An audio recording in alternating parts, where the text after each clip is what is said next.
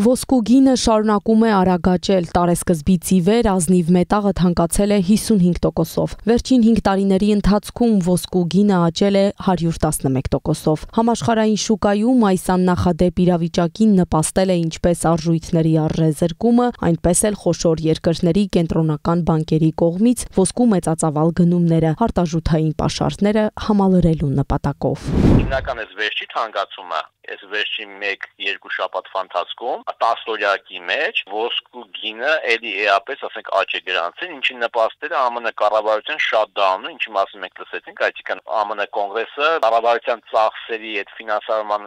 համար սահմանափակում էր դրել եւ այսպիսով կառավարությունը չէր կարող ասենք իր ծախսերը փոփոխել, ավելացնել եւ դրանով շատդաունը նպաստեց նաեւ դոլարի դիրքերի այսպես ասած թուլացմանը, ինչը նաեւ ստիպեց որպեսզի ոսկու գինը էլ ավելի բարձրանա։ Այս պայմանությամբ ոսկու մեկնության արժանումը 4194 դոլար, ինքը բավական բարձր ցուցանիշ է։ Տնտեսագետ Կարեն Սարգսյանի խոսքով 1970-ական թվականներից ի վեր ոսկու գինը առաջին անգամ հասել է պատմական առավելագույնին։ Համաշխարհային շուկայում այս մետաղի ամենախոշոր գնորդներն են Չինաստանը, Հնդկաստանը, Թուրքիան, Լեհաստանն ու Ադրբեջանը։ Ոսկին որպես կայուն եւ հուսալի ակտիվ ներդրողների համար հանդիսանում է անվտանգ ներդրման ուղղություն եւ դրա արդյունքում նաեւ ոսկու պահանջարկը մեծացել է, այսինքն ոսկին եւ դոլարը նաեւ գտնվում են հակադարձ, այսպես ասած, շարժի մեջ։ Եթե դոլարը արժեզրկվում է, ոսկին թանկանում է եւ հակառակ, եթե դոլարը արժեվորվում է, ոսկին էժանանում է։ Միակ գործոնը այն կլինի, այսինքն ժամանակավոր, որպես ոսկու գների բարձրացումը, ոնց որ ասած, այդ թափը կոտրի, դա կլինի, ասենք, այդ ԱՄՆ-ի շատդաունի դադարեցումը, որը կպահի առաջիկա շաբաթների ընթացքում։ Ինչ վերաբերում է Հայաստանին, ապա տնտեսագետի խոսքով մեր երկիրը չունի ոսկու մեծածավալ պաշարներ, ուստի գնի բարձրացումը լուրջ ազդեցություն չի ունենա տնտեսության վրա։ Սակայն դոլարի եւ մյուս առաջատար արժույթների կտրուկ արժեզրկման դեպքում ֆինանսական մեծ ռիսկեր կարող են առաջանալ։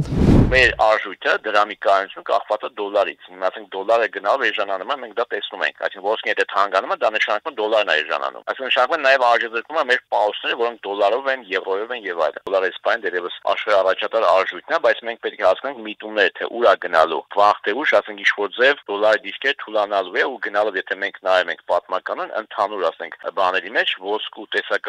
տեսակարգիչը մեծանում է իարշիվ դոլարի։ Համաշխարհային պրակտիկայում եմ ասում, դոլարի մասնաբաժինը քչանում է։ Այսինքն սա արդեն իսկ կազանգա, որպեսզի այդ պաուսները ավելի դիվերսիֆիկացվի, ավելի հուսալի դառնան։ Հայաստանյան շուկայում ըստ տնտեսագետի արժեքի բարձրացում կլինի, սակայն էական միտում չի ունենա, փոխարենը դրա ձեռքբերման գործընթացը կակտիվանա։ Ազնիվ մետաղի թանկացման ֆոնին ավելացել է նաև արծաթի գինը, մեկ տարում հասնելով 63%-ի։